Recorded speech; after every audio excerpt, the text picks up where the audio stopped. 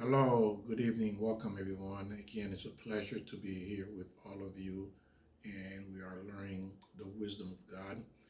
And we use this knowledge to help us guide our life, to navigate through this world. And this world is full of mystery. There's full of question of how do I survive in this world? And a lot of people are going according to what friends are telling them or what they may read in some story or someone from the media, maybe their favorite actor or actress. So they're getting information, really false information from different areas in this life. Now, of course, the media is very popular for a lot of people to obtain information, thinking that this is what they need to have the life to turn out the way they think is going to turn out. But this is what we're going to discuss this evening is this. Did your life turn out the way you wanted to? Now, I want you to think back when you were 18 years old, you were in high school, from where you are today. We all had dreams, right? We all had plans, and we can almost calculate when we're going to graduate high school, at what age, get a job, get a car at a certain time, complete college at a certain time, getting married, living in a certain state or a certain area or whatever the career may be. But we all had plans and we had a timetable to meet those plans as well. Of course, we allow some allowances in terms of a little bit of deviation or delay in our plans. But we all believe pretty much that we're going to have 100% success in our plans. I don't think anyone planned thinking, hey, it's not going to happen. At that age, you think at 18 years old, you think you know it's going to turn out the way you imagine it to be in your mind.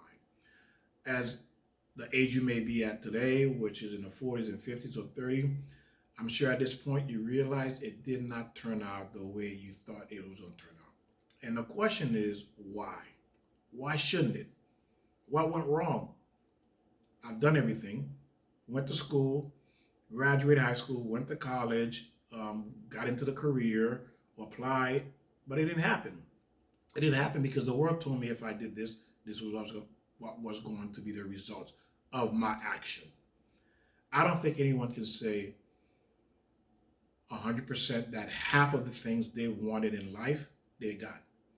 People can't say that. Not half of the things you want is going to happen. And so, why not? Why shouldn't it? Because if I've done everything I'm supposed to do, I should have everything I want. But that's not the case. If you speak to other friends or your parents, they'll tell you half of the things they want in life they didn't get either. Okay, so then why not? What's going on? Why shouldn't we?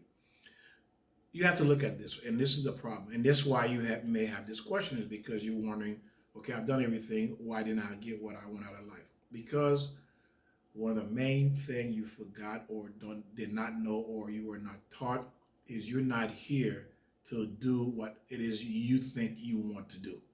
It's not a world to do whatever I want to do. It's not a world to have things my way. It's not, this world was not created for that. It was not created for your dreams. It was not created for your pleasures. That's not the intention. If you look at this world, really think about what I'm going to say. Why is it everyone seems to be suffering some form of suffering? They lost a child, they lost their home, they lost their job, they lost a leg, they have medical issues, they have children issues, husband issues, wife issues. The list goes on. And you know what I'm saying is true. Why is it can't be smooth? Why not? You've done everything to try to prevent things from going wrong, but it still goes wrong. You've done everything to try to see that you become happy. It did not happen. Why? The reason why, ladies and gentlemen, this world is a world where you have to work. And the question is, what work is this I'm supposed to do? The work is you have to work on yourself. You came here to work on yourself, okay? That's why, and it's not easy. Now, once you understand the way God um, planned and structured this world, it makes it a lot easier to maneuver, and you see the plan is beautiful. So let's look at how did your life turn out? I want you to think about this for a minute. How much of the things you planned when you were 19, how much of it did you accomplish where you are in now in life? How much is it? Did it go your way? Did it go exactly the way you anticipated? You're living in the neighborhood you want to live. You're driving the car you want to drive. You have the husband, the wife, the children. Do you have those things? The career, the friends. Do you have those things? The health, the slim body, or whatever it is that you want. Do you have those things? Think about what I'm saying. If the question is no, which I'm sure it is no, is because, again, you're here to work. But again, you have to work on yourself. But the thing is, why it doesn't go my way, because God, and it says in the Bible, man plans and God laughs. Why is God laughing? Because men under the impression they came here to do whatever they want to do and they're going to accomplish it. Not true. So you ask yourself, then, how did I get here? This is where I started in high school, and look where I am, completely on the opposite or the other side of the world. My life ended up in the other side of the world. How did I get there? Again, two reasons. One, for you to see, hey, my life did not go according to the way I planned, but yet I'm okay, but yet I'm great. I'm not really complaining where I am. I'm satisfied where I am. But again, if someone were to tell you 20, 30 years ago, this is how your life was going to be, you would have said, no way, because that's not what you wanted. But again, for some reason, you managed to end up there and you're satisfied, or may not be satisfied where you are. Some of you may be still fighting to keep that 19-year-old dream you had alive. But I'm going to tell you something. It's not going to happen. Men will die and not accomplish half of the things they set out to do, because that's not the purpose of the world. The purpose of the world, again, is for you to work on yourself, to become a better human being, to be a servant of God. But again, the question is, what we're discussing is why it's not going my way. I've done everything I was supposed to do, because God is the one that's navigating your life. If you notice there's this job you want, or you want to move into this place, this neighborhood, something you want really bad, but again, you can't get it. And you can't understand it. It doesn't make sense why you can't make it through that door. Because God said, no, you're not going down that road. And he's not going to make this opportunity available to you. And it doesn't matter what you do, it's not going to happen. Okay? It's not going to happen. And the more you push against God's plan, the more miserable you're going to be. It's like a child who fights the parent rules. The more he fights and struggles, the more miserable he's going to be. You see? And that's what we're doing. We're fighting. We're going against the wave. And that's the problem. This is, again, is to show you that you're not going to get half of the things you set out to think you're going to accomplish in this world, because that was not the intent. And the other thing is, too, is this: wherever you are, you may be in a desperate situation, or you've been there already. And the question is, you got to think about is this. We all probably have been in a situation where we nearly almost gave up. We're like, oh, where do I go from here? All of a sudden, we say, God, help me. Listen to the word. Because you got to a point where you can no longer do it anymore. You gave up. And for whatever reason, you throw your hands up and say, God, please help me. Help me out of this situation. I hear it a lot of time from many people who have come to the end of the road and they don't know what to do. They're back against the wall. And if for some reason they make it out, it works out for them. Someone out of nowhere calls them up, say there's a job, or there's money, or this apartment is available, or this is available, whatever that need is that you need it. All of a sudden it's available to you from a source that you never thought was even possible or available to you. Why? Because God is showing you, again, that's the second way. He's showing you, I'm in control. I'm in control, not you. That's why you came to this point where a disparity where you have nowhere to turn. Why is that? Why did God allow you to get to that point? Is to show you you're not in control. You're not in control. And now I just got you out of that situation to show you I'm in control. You see, we're not in control, ladies and gentlemen. It's an illusion. Thinking you are in control of your life in this world is an illusion. It's a lie. It's a world of lies. That's what it's called, a world of lies, because you think this is what's going to happen. It doesn't happen. So if it doesn't happen, it lied, or your belief was not true. You had a false belief. Okay. Again, This is two ways, major way to understand the concept what I just mentioned to you. If you look back and where you are now in life, you're wondering, did my life turn out the way I wanted it? No, it did not. But you survived it. Two, when you become so desperate, you reach to a point where disparity, you feel like there's nothing else you can do, that it's over, game over for you. For whatever reason, there's a miracle and you got out. Because I listen to people who have told me their stories. There is part of this, if you look at my YouTube channel, it's called Miracle on 54th Street. Okay, Miracle on 54th Street are people who are giving their testimonies about how they had, they came to their end and they didn't know what to do, and God got them out. Because why? Again, God is showing you, I'm in control. I'm the one who says yes or no. It is not you. Okay? It's not you. And everything that God is doing that's happening in your life is for the good. And it's a very hard thing to understand. It's good. What's happening in my life is good. And I'm going to share a story with you to show you how, or what I mean by everything that happens to you is good. You say, how can that be? Well, follow along. There was this king, and he had this beautiful sword that was given to him as a gift. I mean, he admired the sword day and night. He just admired it. So he constantly having this sword in his hand, just looking, admiring it, twirling, to see, playing with the sword, because he loved this sword. It was an awesome gift that was given to him by by someone for his birthday. So one evening he was in his chamber and he was playing with the sword, and the sword slipped out of his hand and fell and cut one of his toes off. Cut one of his toes completely off. Of course, there was the advisor that was there with him. The advisor ran and called a physician to come in to help the king. Of course, there was a lot of yelling, screaming, blood was all over the place. Eventually, they were able to contain the damage and heal the wound, and the king was laying in bed for a couple of days. So 3 or 4 days later, the advisor came to check on the king.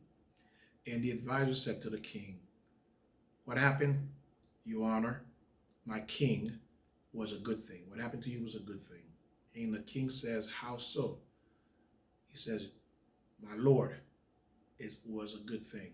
But he could not tell the king why it was a good thing, because the king just could not understand it. So he said it for the third time, and the king just got upset and threw him in prison. So he was in prison there for a couple of weeks.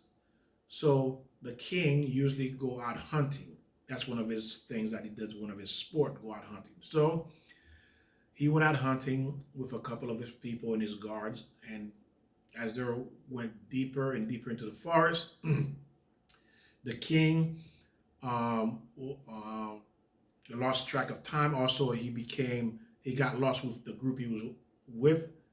He ended up going separate in a different direction, and he ended up being by himself. Somehow he got separated from the group. So the king was alone, calling out people's name, his advisors, his servant, but no one responded. So as he was walking, kept walking through the woods, nowhere. But then he came up to a house. There was a house, and it looked like there was people living there. There was smoke coming out of the chimney. So the king walked, but of course, he was not dressed like a king at that time, because remember, he was out hunting.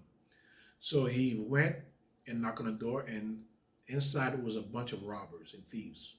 Okay, so they saw him, they grabbed him and pulled him into the house. And then, now the thing about these thieves and robbers, also they had their own god, and what they did, they like to sacrifice people to their gods. Sometimes they would kidnap people to sacrifice them to their gods. So that evening, when they captured the king, and the king was asking, why are you holding me? They said, look, we're going to sacrifice you. We need you. We're going to sacrifice you this evening. When sunset, we're going to sacrifice. King is begging and pleading for his life. He's not saying he's a king. He's saying, look, if you turn me in, they will pay you a lot of money for me. Millions of dollars will be paid to you if you return me. They didn't care, because that's not what they wanted. They wanted a sacrifice for their God. So they ignored the king. No matter what he said, no matter what number he threw out, It didn't matter because that was not the goal. So that evening, they took the king, they tied him, they took him, and they put him on the altar. Now, of course, they took his shoes off and clothes, everything, not completely, but they took some of the garments off for him to prepare to sacrifice him. But what happened is when they took off his shoes, they looked at his foot. They saw one of his toes was cut off. Now, the thing is with cultures, for you to sacrifice either the animal or whatever it is you're sacrificing, these animal or the people have to be in perfect health, meaning perfect condition. They cannot have what's called blemish. So the king was considered to be blemish, meaning that not good. We're not going to sacrifice. We want to sacrifice the perfect being to our God. We can't sacrifice an animal or a being that is sick to our God. So that would be an insult. So because the king had this wound, he was considered not worthy to sacrifice. So they told the king, get out of here. We can't use you. So the king left. He escaped. He left. And he made it back to his palace. When he got back to his palace the next day, he called his advisor. And he told the advisors, when you told me about when the sword cut one of my toes off, that it was a good thing, I could not understand. Now I understand what you're trying to say to me. But the king said, what I don't understand is, how was it good for you? Putting you in prison for a couple of weeks. How was that good for you? He said, oh, my king, you don't understand. I'm always with you. If I was with you when you went out hunting, we both would have been lost. And when they saw you, they could not sacrifice you. They would have sacrificed me instead of you. Because you had a blemish, I didn't. So I would have been killed. You see? So you putting me in prison was a good thing for me. And the king said, you are a wise man. See, as you can see, ladies and gentlemen, whatever happens, it's God who's doing it. Because what's happening to you now, you're going to need it for something he's preparing you for in the future. You just don't know what it is. Okay? That's the way God works. It may look painful. It may look undesirable. It may hurt you for a long time. Don't view it that way because God is running the show. He allowed it because he's going to give you something later down the road you don't know about. He controls the future. The future is not yours. It's not mine. It's his. He decides how and when we're going to receive or not receive reward. How our life is going to flow. God decides that. The only thing we have is today. Do I do good or not? That's it. All you have is the day. The future belongs to God. He directs your life, not you, not anyone, not any entity, not your job, not your career. He does not. We don't do it. God does. And you say, what do you mean, not my career? Well, to give you an example, look at Will Smith, right? For 2 decades, he's been the mega superstar, making a lot of money, admired all over the world. But look what happened to him. You think that Will Smith thought 20 years from now, 25 years from now, I would be sitting in the Academy Award and I would get up and slap this man? You thought he knew that was going to happen? He thought about that? You think he planned for that to happen? That's what's going to be part of his life? No. But look what happened. Because again, God is running the world. He runs our life. All you have to do is just be obedient and accept and do your best each day. Don't focus too much on the future because he writes the future. We don't write the future. He writes it, not us. All we can do, we can either go through this ride cheerfully, or we can fight, resist, go against the wave, and be unhappy, and still it's going to go that way anyway. Okay? But you're going to be a miserable person, and the reward he has for you, you're not going to receive. Because why? A parent always have a reward for their child. They always want the best for their child. But if that child kicking and fussing, guess what? What they have for them, they're not going to get it. Because why? They're not mature enough to receive the gift that I want to give them. Because why? They're kicking and fussing. So first, they have to get beyond that point. Kicking and fussing and yelling and screaming. Once they're mature enough, they get beyond that point, then they're ready to move into the new position or the new reward that God has for you. This is what God does, ladies and gentlemen.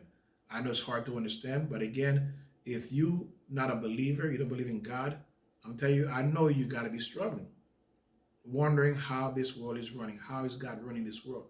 Again, you're not going to win this. I'm telling you right now, there's no winning. It's his world. He designed you. He designed events. He designed everything. It's his, not yours. The only two ways, either you go with it or you suffer. That's the bottom line in this world. You go with God or you suffer. But I'll tell you this much, eventually you will bow down, because how much suffering can you take before you give up? You die miserable. Is that what you want? Because that's the end, either miserable or joy and happy because accepted what God has giving us. And we're moving forward with our lives. Again, you can only focus on each day. No other time. You can't look at the future, but today. What can I do today to make the right decision? And the only way to make the right decision, you have to learn to understand the way God runs this world. I thank you. God bless all of you, and I'll see you next time. Again, share this video with family members and friends. And I also would recommend sit down and watch this with your children, because they need to understand how this world runs. If you're not teaching them, guess what? They're going to suffer a lot more than you do, because this world now, pretty much everyone can agree, it's not a good place to be anymore. And it's not going to get any better. Okay? God already spoke about the end days. This is what you're seeing, what it's looking like, the end days. Meaning that it's not going to get better. But we can live in peace, in comfort, and complete security, knowing God is watching and protecting us because we're doing our part. I thank you. God bless.